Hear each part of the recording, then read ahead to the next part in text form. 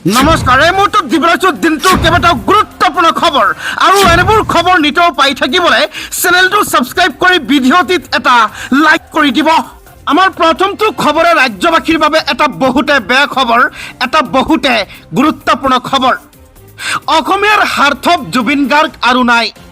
হয়, ইতিমধ্যে ছিংগাপুৰত মৰণোত্তৰ পৰীক্ষাৰ শেষতে অসমলৈ লৈ অহা হৈ আছে জুবিন গাৰ্গক।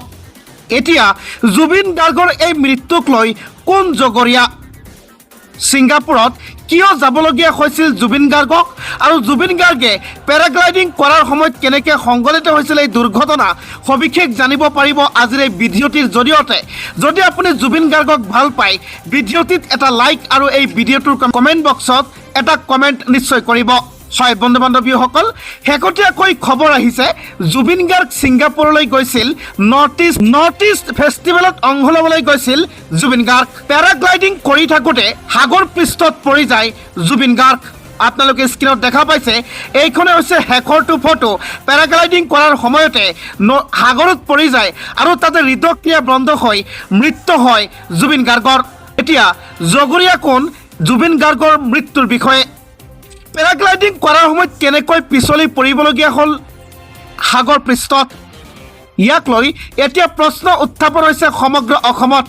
আপুনি এজন সচেতন অসমীয়া হিচাপে ভিডিঅ'টিৰ কমেণ্টত আপোনালোকৰ মন্তব্য নিশ্চয় প্ৰকাশ কৰিব। 10 ডিচেম্বৰত সলনি হ'ব ৰাজ্যৰ মুখ্যমন্ত্ৰী। পুনৰ মুখ্যমন্ত্ৰীক চেলেঞ্জ দিছে গৌৰৱ গগৈয়ে। হয়, মুখ্যমন্ত্ৰীক এইবাৰ ডেডলাইন বান্ধি দিলে গৌৰৱ গগৈয়ে।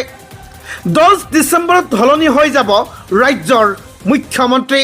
10 ডিচেম্বৰত সলনি হ'ব ৰাজ্যৰ মুখ্যমন্ত্ৰী।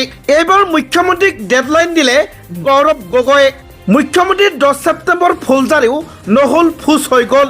10 ছেপ্টেম্বৰ দিনটো এটম বোমা বাদ দিয়ক, ফুলজাৰিও নহ'ল ফুচ হৈ গ'ল।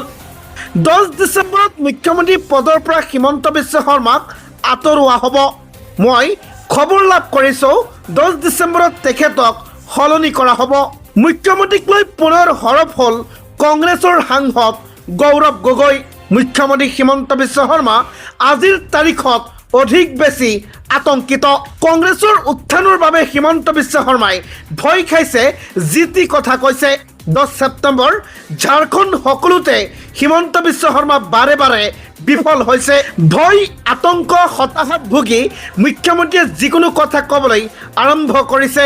হিমন্ত বিশ্ব শৰ্মাই যি কৈ আছে সকলো যুক্তিহীন কথা, তৰ্কহীন কথা।